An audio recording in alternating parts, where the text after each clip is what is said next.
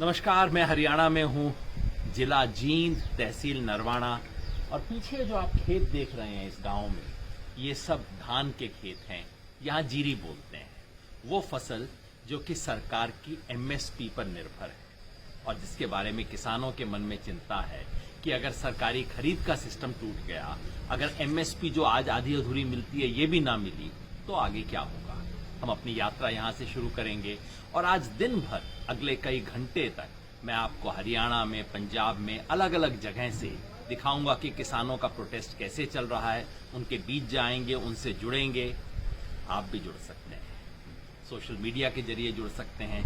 अपने शहर में, अपने गांव में, जहां भी हैं, बाहर आके किसानों के बारे में प्रोटेस्ट करना है।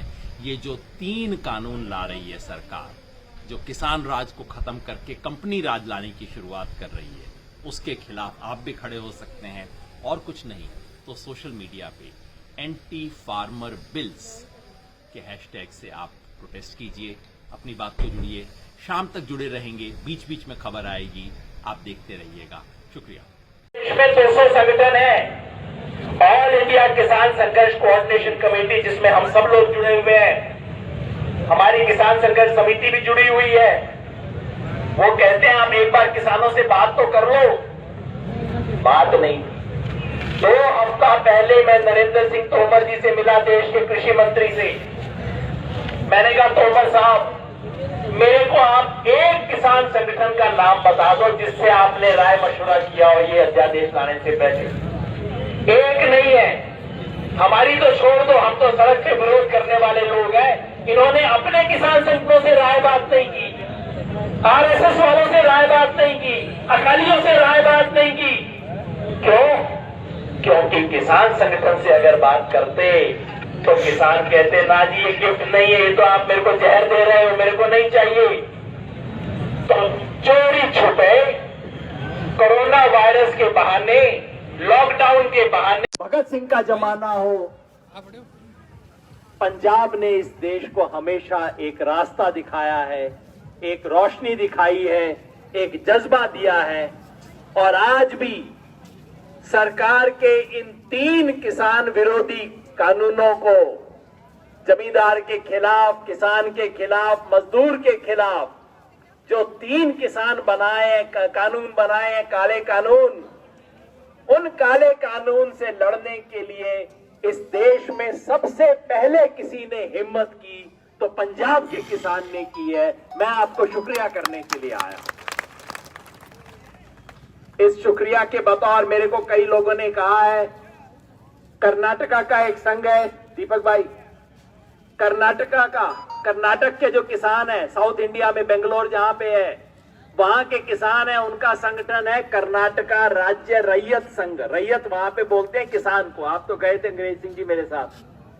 तो उन्होंने ये हरे रंग का सरोपा भेजा है पंजाब के किसानों के लिए, आपको शुक्रिया कहने के लिए, आपने जो हिम्मत बंधाई है उसके लिए। लोक एकता जिंदाबाद, जिंदाबाद। बंगाल के किसानों ने, बंगाल का रंग लाल है जी, बंगाल के किसानों ने आपके लिए भेजा। रुल्दू सिंह जी आप आओ सर, आपसे मिलने के लिए हम आए। रुल्दू सिंह जी, अंग्रेज सिंह जी, हम लोगों ने 20 दिन तक पूरे देश के अंदर गड़े मारे थे जी। साउथ इंडिया, ईस्ट इंडिया, कहां कहां हम साथ साथ गए थे किसानों की, जमींदारों के, मजदूरों की आवाज उठाने के लिए। बुंदेलखंड गए थे, कहां कहां, ये हमारा बच्चा माणिक भी मेरे साथ खड़ा है, पता नहीं कहां कहां गए सर। ये बंगाल का किसान आपको कह रहा है बहुत बहुत मेहरबानी।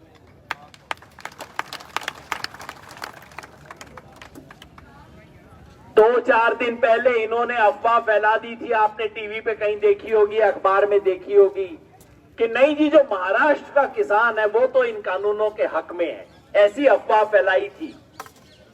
वहां मैंने बात की राजू शेट्टी जी से, महाराष्ट्र के किसानों का सबसे बड़ा लीडर राजू शेट्टी साहब का एमपी, स्वाभिमानी शेतकारी संगठन के लीडर। मैंने बात की, राजू जी आपका तो कोई बयान नहीं आया, मीडिया दिल्ली में दिखा रहा है आप तो इसके सपोर्ट में हो। राजू शेट्टी ने कहा भाई मेरे को कोरोना हो गया था, मैं घर में बंद था, तुम जाके हरियाणा के और पंजाब के किसान को बताना मैं उनके साथ हूं। और आज सवेरे इन तीनों कानूनों को आग लगाते हुए राजू शेट्टी ने फोटो खिंचवाई है। उनकी तरफ से मिट्टी का कलश पंजाब के किसान के लिए।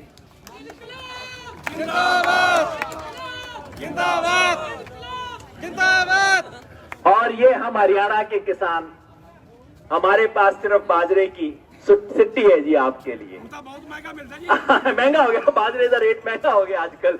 ये हमारे इलाके में दक्षिण हरियाणा से मैं हूं जी, वहां से पंजाब के किसानों के लिए, क्योंकि मैं सब तरफ कहता हूं पंजाब के किसानों ने आज पूरे देश को दिशा दिखाई है। पंजाब के किसानों को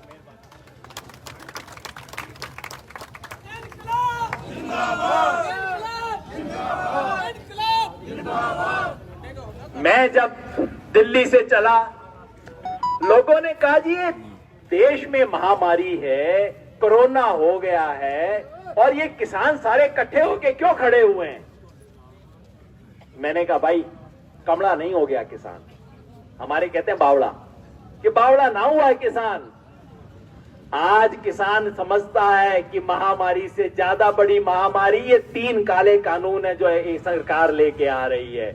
किसान अपने बच्चों के लिए लड़ रहा है, अपने आने वाली पीढ़ियों के लिए लड़ रहा है, अपने वजूद की, अपनी जमीन की, अपनी जमीर की लड़ाई किसान लड़ रहा है। इसलिए इस महामारी के बावजूद किसान सड़क पे आने को मजबूर है, क्योंकि संसद चुप हो गई है। इसलिए सड़क को अपनी आवाज अब उठानी पड़ेगी। इसलिए किसान यहां पे आया है। किसान क्यों आया है? मोदी जी कहते हैं हम तो किसानों के लिए बहुत बड़ा सौगात लेके आए हैं, बहुत बड़ा तोहफा लेके आए हैं। मैंने कहा भाई अगर किसी को तोहफा देना होता है तो रात के अंधेरे में चोर दरवाजे से तो नहीं आते। तोहफा देना है तो दिन के टाइम आओ, हम भी ताड़ी मार देंगे, हम भी थाली बजा देंगे। ये कोरोना वायरस के टाइम ऑर्डिनेंस के चोर दरवाजे से ये कानून लाने की क्या जरूरत थी? जरूर कोई नियत में खोट था, जरूर कुछ गड़बड़ थी। आपने मेरे को गिफ्ट देनी है।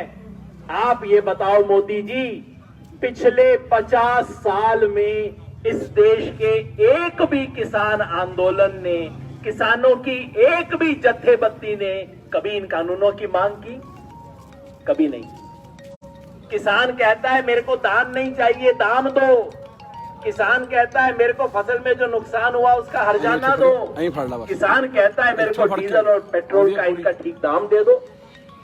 ये नहीं, सरकार कहती है नहीं नहीं हम तो तेरे को 3 गिफ्ट दे के मानेंगे। मैंने कहा जी ये गिफ्ट देने से पहले किसान जत्थेबंदियों से बात किया आपने? कोई राय मशवरा किया?